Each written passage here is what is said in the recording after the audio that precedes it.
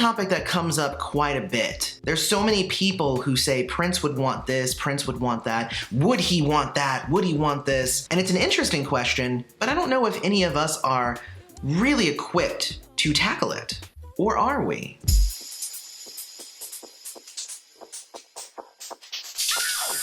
Hey everybody, welcome back to Prince's Friend, exploring music through Prince. And going into this new year, it's 2020.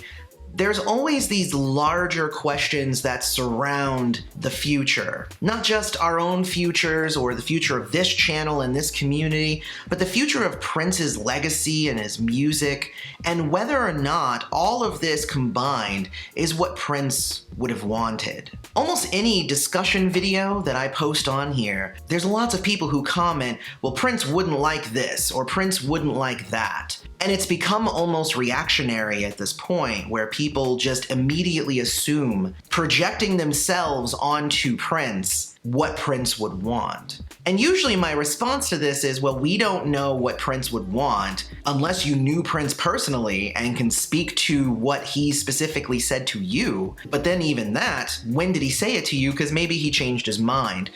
None of us were Prince, so none of us can say exactly what Prince would want. Then of course there's those people in the community who take it a little too far, where everything that happens, they have this huge giant explosion. Well, you know what I heard? I heard that they replaced the doorknobs in Paisley Park with knobs instead of handles that lock a certain way, and of course they're black. And you know, Prince didn't like black. Prince would have wanted gold handles, and Prince would not approve, and I just can't believe that they would besmirch his legacy by replacing his doorknobs that way. And here's one of the things that is really hard for some of us, obviously. But we do need to recognize that Prince is no longer here. So he is not here for us to ask him, hey, do you like that? Cool, well then we'll do that. If you don't, we won't do that. There is a certain level of assumption that needs to happen. Then there are things that don't necessarily require Prince's legacy approval, such as doorknobs. A big part of that is a lot of books are being released about Prince. And like for me, I enjoy them. I enjoy reading these new aspects about Prince. I read Wally Safford's book. I read Maite's book. I read Kim Berry's book. I read Alan Bolio's photography, but there were little snippets about his experiences with Prince. There is a lot in these books that help us understand the man and not just the legacy a little bit more. And there are a whole lot of people who are like, well, he wouldn't want that information out there. And it's just like, well, there weren't a whole lot of people releasing books while he was alive. The reason for that is because those people realized he really necessarily wouldn't want those things out there. They didn't want to like necessarily hurt his reputation or make him look bad. And not because they were scared of retaliation, but everybody who has written a book, that book has been out of love, I've noticed. Even ones that I didn't like. I'm like, well, but you can tell that that person loved Prince. And you know what? It makes sense that they would be like, well, we're not gonna talk about him while he's here. But when he's no longer here, I think that the stories that we're hearing about him, good and bad, they do nothing but just paint a larger picture of who Prince was. And again, even the bad parts, they make him more human, and they actually make him a little bit more relatable, in my opinion. Another aspect of this is the handling of Paisley Park. So, you know, a lot of people are like, Prince didn't allow cell phones, so we can't allow cell phones. So they're like, okay, cool, well, we're gonna start allowing some cell phone usage here and there. And I saw a lot of people who were up in arms. Most people were happy, but I saw a lot of people who were like, well, this goes against everything Prince would ever want. When they started selling alcohol, even I was like, Prince didn't sell alcohol there. Why would he want that there? And then I kind of had a reality check, and I'm like, I don't think that that's one of those things that requires Prince's approval anymore. They're trying to make it a venue where people can go and they can have fun, and every so often they can go ahead and apply for an alcohol thing. It's not a given. Some events will have alcohol, and I think that that's okay as long as the place doesn't get trashed.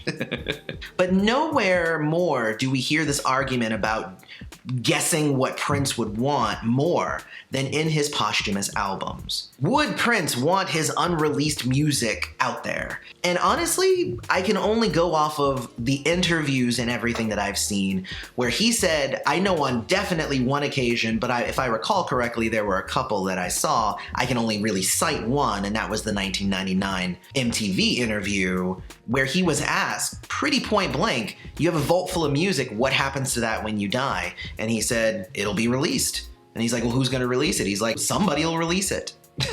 You know, he said somebody will release it because he just knew that it was eventually going to get out. And he might have just been remarking on the bootleg industry and the fact that a lot of it was already out. But I think also he knew that it was eventually going to all be released.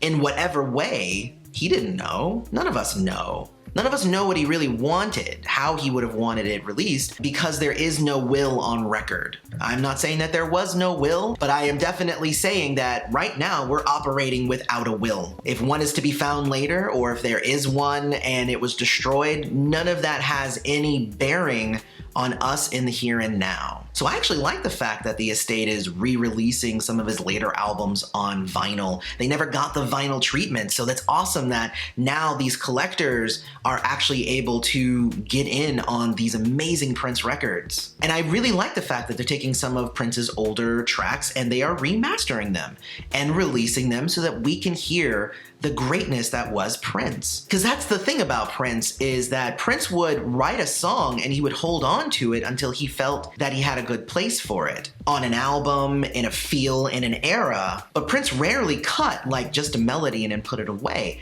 He would write entire songs. These are complete songs that just never found a home yet. So should those songs never be released? Hell no. Definitely get those songs out. And I like the way that they've been doing that. They've been packaging them with remastered versions of albums that'll get you to buy it. And then you get the additional tracks and you're like, oh man, all of this is amazing. I really like the way that they've been doing it so far. They could even do like an MPG Music Club type thing and just hire somebody to keep remastering all of the songs and be like, we're gonna release a song a week. I would totally sign up for that. Pay a monthly fee for 4 songs a month, 4 new songs that are just random from different eras and all that stuff. I think that would be amazing. You could even re-release some of the actual MPG Music Club from back in the day tracks. You know, the one on Chocolate Invasion and Slaughterhouse, those are individual tracks that Prince put together onto a disc, but he had a ton of others that never actually found a home on an album. But that's the thing about all of this. I have all of my own ideas about what I would do or how I would want that stuff to be released, but my ego isn't large enough to assume that A, that's actually the way that Prince would have wanted it released, or B, that the estate has to listen to me and my opinion on how they should release it. They have lots of experts and all that stuff. You know, I'm just a dude who listens to Prince music and I'll buy the next album. Whatever comes out, I'm gonna end up buying it. So I'm easy. Most of what I try to say is about what are we doing to get more people in that aren't already diehards like us. That's the key there. And here's the biggest one, and I know that it's maybe slightly inflammatory here, but there are a whole lot of people hating on Prince's family. And there are a whole lot of people who are jumping on and saying things like, Prince would have never wanted them for the family to get that money. But here's the thing, because we're operating without a will right now, we don't know what Prince wanted. What if Prince did have in his will that he left his money to his family? Would everybody still have the same qualms? Would everybody still have the same hate towards his siblings? I personally think that the level of hate that Prince's heirs receive, and to be fair, it is less today than it was back in the day. I remember when the channel first started, people were just up in arms about everything. Now, so it's like, you know, half of the people are up in arms about everything. But even if Prince had written, I want 1/6 to go to Tyka and I want 1/6 to go to Sharon, even if he had written it in his own words, I still feel like they would get just the same amount of hate that they still get, because that hate is not a reflection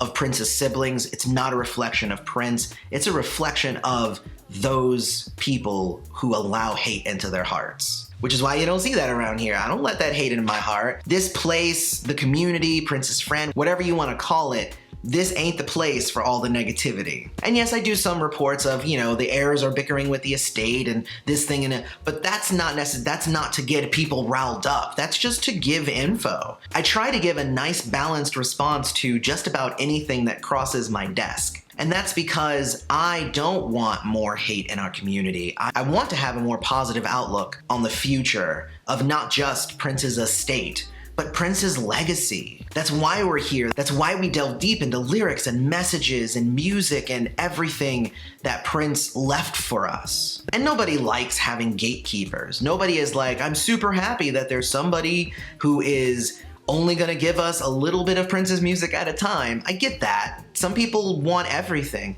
But if I handed you 1,000 Prince songs right now, what would you do with that? Would you meticulously listen to one at a time? Would you break them up into your own albums based on era? What would you do with that? And we can give critiques, and we can give feedback to the estate, and we can say, hey, this could have been better. But again, I think assuming what Prince would and would not have wanted, it's out of our hands. I actually really like the way that they're releasing them right now. And it might not be exactly the way that Prince would have wanted, but who are we to assume? That's my question of the day, and hopefully a mantra going forward. As a community, let's make fewer assumptions about what we believe Prince would have wanted. Instead, let's be a positive place where we can celebrate the music and the legacy of this man that we all love. But what do you guys think? Let me know about that down in the comments. Don't forget to hit like, subscribe to the channel, hit that bell notification so you always know when Prince's Friend releases a new video. Check us out on social media, that's at Prince's Friend YT. And if you want to watch the first video of last year, go ahead and check that out right here. It's called What Is Your Why? And it's kind of an exploration into why we're all here and why Prince was so important to us. Otherwise, may you live to see the dawn. Love you all, see you in the next video.